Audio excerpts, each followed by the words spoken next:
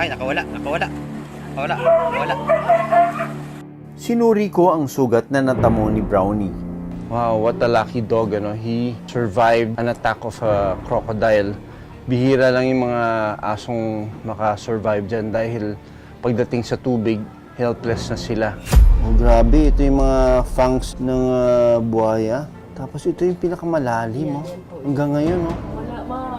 May butas pa rin, oh. Since gagamutin na natin yung sugat niya, kailangan natin i-sedate itong si Brownie. Kakapunin na rin natin, ano.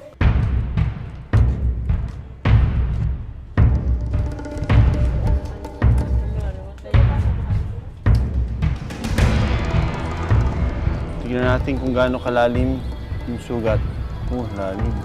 Nasa mga half an inch. Tinatanggal lahat natin yung mga infected na laman, ano? Hindi talaga magagaling itong sugat niya hanggang may infected na laman.